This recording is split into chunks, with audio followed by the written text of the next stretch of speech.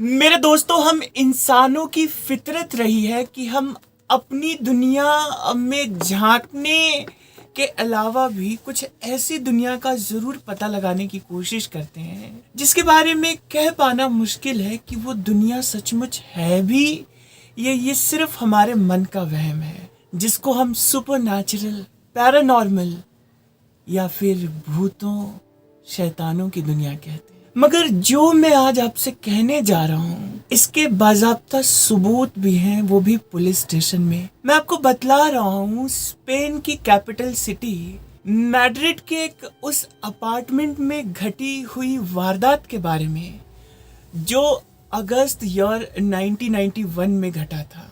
दरअसल मैड्रिड के Louis Marian eight apartment में लेज़ारो फैमिली रहा करती थी। 2 बेटियां, 1 बेटा, हस्बैंड वाइफ। मगर जनवरी 1991 इस फैमिली के लिए बहुत कुछ एबनॉर्मल या पैरानॉर्मल एक्टिविटी के साथ आता है। एक रोज इस फैमिली की सबसे बड़ी बेटी स्टेफेना लेज़ारो, जो कि 18 साल की है, वो अपने छोटे भाई पर गुर्राने लगती है, वैसे ही जैसे बिल्लियां या जानवर कैसे गुर्राते हैं। और फिर तुरंत वो सांप की तरह हिस करने लगती है अपने भाई को देखकर। भाई सहमता है और माँ बाप के पास पहुंचता है। माँ बाप को लगता है वो बेटे के साथ कोई प्रैंक कर रही है। मगर इससे भी आगे बढ़कर जब स्टेफिना दीवारों को खरोंचना शुरू करती है तब माँ उसको झकझोरना शुरू कर देती है और फिर कहती है ड्रामा बंद करो। अब स्टेफिना अब कुछ नॉर्मल होती है तो वो कहती है कि मम्मा मुझे तो कुछ पता ही नहीं। माँ बाप स्टेफिना की आदत जानते थे कि वो तंत्र मंत्र विद्याओं की किताबें पढ़ती है। सो फौरन उसी वक्त उसके बेडरूम में माँ बाप जाते हैं और जितनी भी किताबें उसने लाई होती है सबको जलाकर खाक कर देते हैं और कहते हैं। मगर धीरे धीरे स्टेफिना लेज़ारो का वजन घटने लगता है और इतनी तेजी से उसका वजन घटता है कि 6 महीने बाद तक ही वो हड्डियों का जैसे कंकाल बनकर रह जाती है। इसके बाद ये लोग प्रीस्ट के पास पहुंचते हैं जो तंत्र मंत्र करते हैं और उनसे दिखाते हैं स्टेफिना को। वो लोग कहते हैं कि ये एकदम नॉर्मल है, कोई प्रॉब्लम नहीं है इसको। मगर फिर भी उसकी हालत में सुधार नहीं है और रह रह कर उसको अलग अलग तरह के कभी दौरे पड़ जाते हैं, कभी वो गुर्राने लगती है, कभी चीखने, कभी चिल्लाने। माँ बाप तंग होकर उसको अब मैड्रिड के गवर्नमेंट हॉस्पिटल में हॉस्पिटलाइज्ड करवाते हैं। डॉक्टर्स की एक पूरी टीम जितने भी टेस्ट्स हो सकते थे स्टेफिना का करते हैं और सारे टेस्ट्स जो होते हैं वो नॉर्मल आ जाते हैं। फिर भी उसको हॉस्पिटल में रखा जाता है ऑब्जर्वेशन के लिए। 3 हफ्ते वो हॉस्पिटलाइज्ड रहती है और एक रोज हॉस्पिटल से स्टेफिना के पेरेंट्स को फोन किया जाता है कि आपकी बेटी गुजर चुकी है। माँ बाप रोते बिलखते पहुंचते हैं, हड्डियों के उस कंकाल को उठाते हैं, कफन दफन होता है और घर लौटते हैं तो अपनी बेटी की यादों को सहेजने की खातिर स्टेफिना के बेडरूम को वैसे के वैसे ही रहने देने का फैसला करते हैं। ठहर ठहर कर कुछ कुछ दिनों के बाद इस कमरे की सफाई की जाती है। मगर कुछ ही दिनों के बाद कुछ और अजब गजब सा होता है इस बेडरूम में। एक रोज स्टेफिना की मॉम जब स्टेफिना के कमरे की सफाई करने के लिए पहुंची तो क्या देखती है कि स्टेफिना के बेडरूम की जो बेडशीट है वो फ्लोर पे पड़ी हुई है, पिलोज जो है वो कहीं और पड़े हुए हैं और जीसस क्राइस्ट की जो फोटो फ्रेम वाली फोटो है वो उल्टी हुई है और बाकी तमाम चीजें अस्त व्यस्त हो रखी हैं।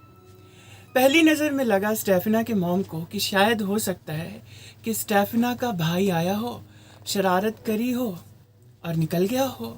मगर जब अगली बारी सफाई के लिए पहुंचती है स्टेफिना की मॉम तो अब के हालात उससे भी बदतर होते हैं। फिर किया जाता है यूं कि स्टेफिना के बेडरूम पर लॉक लगा दी जाती है। मगर जिस रोज लॉक लगाया जाता है उसी रात को स्टेफिना के बेडरूम से जोर जोर से चीखने चिल्लाने की आवाज आती है। उसके पेरेंट्स बदहवास दौड़ते हैं और जाकर बेडरूम के पास खड़े ही होते हैं तो देखते क्या है कि ताला खुद ब खुद खुला हुआ है। दरवाजा खोलकर जब अंदर पहुंचते हैं तो सर्द ठंडी हवाएं चल रही हैं। सब कुछ तितर बितर है। स्टेफिना की जो फ्रेम फोटो है वो भी नीचे गिरी हुई है। उसकी मॉम उसकी फोटो उठाती है तो मारे डर के हाथ से छूट जाती है। फिर उसके फादर जब उठाते हैं उनकी भी चीख निकल जाती है। देखते क्या है कि उनकी बेटी के चेहरे पे दहकते हुए अंगारे हैं। अगले ही रोज लेज़ारो फैमिली कारपेंटर को बुलवाते हैं और इस कमरे को नट बोल्ट से टाइट करवा देते हैं। मगर सिलसिला यहाँ भी नहीं रुकता है। उसी रात को नट बोल्ट कसा हुआ दरवाजा ऐसे खुल जाता है जैसे ताश के पत्ते ढेर हो जाते हैं। जोरों से चीखने की आवाजें, सर्द हवाएं। माँ बाप उसके पहुंचते हैं, सहम कर रह जाते हैं। पड़ोसियों को मारे डर के बुलाते हैं। पड़ोसी आकर भी स्टेफिना के बेडरूम में वही सब देखते हैं जो उसके पेरेंट्स देख रहे हैं। अब फैसला ये किया जाता है कि उसके बेडरूम को दीवारों से ही चुनवा दिया जाए।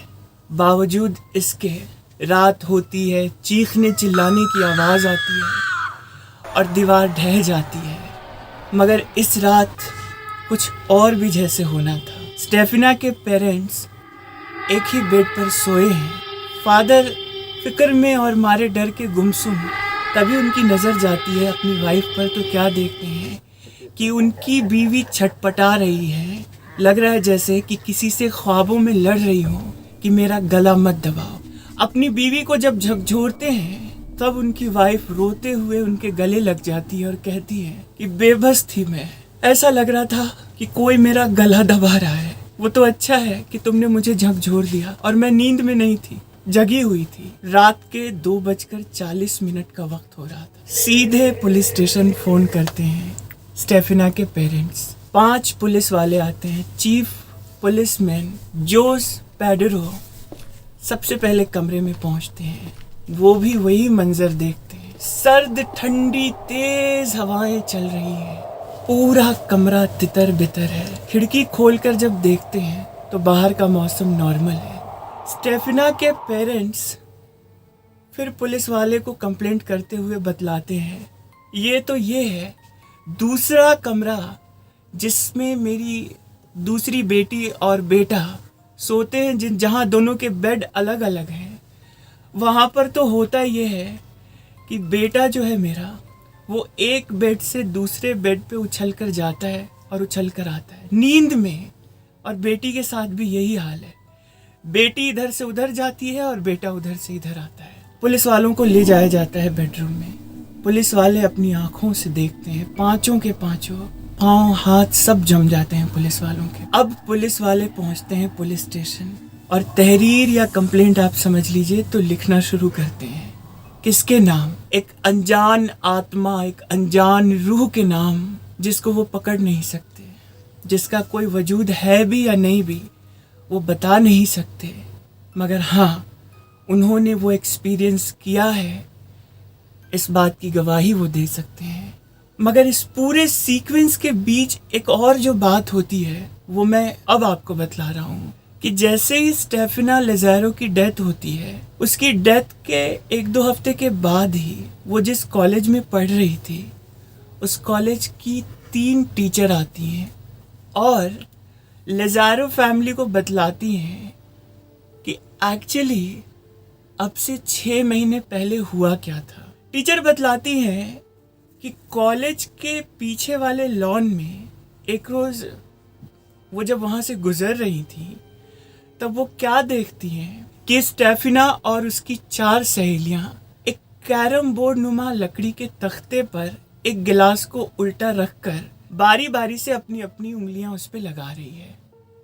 और जब स्टेफिना उंगली लगाती है तो वो ग्लास जो है उस बोर्ड से ऊपर उठकर घूमने लगता है।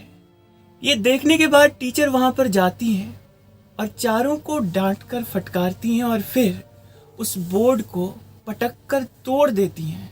और तोड़ती हैं तो वो क्या देखती हैं कि वो जो कांच का ग्लास है वो उस टीचर के सर के ऊपर मंडराने लगता है और स्टेफिना हंसने लगती है। तभी एक धुएं का गुबार आता है, मगर वो आता है और सीधे स्टेफिना के नाक से होते हुए उसके भीतर उतर जाता है।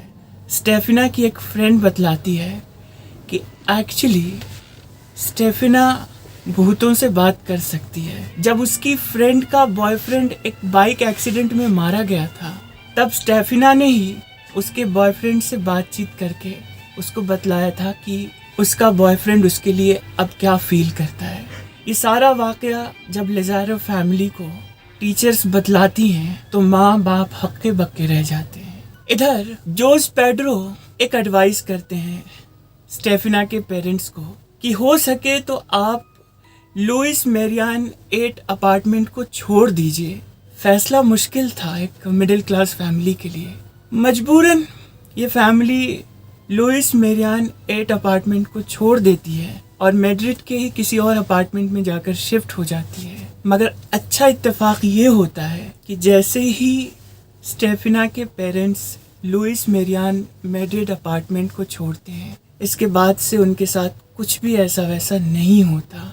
ये असल वारदात है जो स्पेन मैड्रिड के पुलिस स्टेशन में भी दर्ज है और जिस पर 2017 में वेरोनिका नाम की एक सुपरनैचुरल थ्रिलर फिल्म बनाई गई, मगर जिसको पूरा देख पाने का जिगरा बहुत कम लोगों में था। आज बस यहीं रुकता हूँ और चलते चलते बस वही कहूँगा कि कभी किसी से बैर नहीं, क्योंकि कोई गैर नहीं, सब अपने, सारी दुनिया अपनी। और इस वीडियो को आगे पहुंचाने के लिए इसे लाइक, शेयर और चैनल को सब्सक्राइब करके आप कमेंट में मुझे बतलाइए कि आप क्या सोचते हैं किसी और दुनिया के बारे में।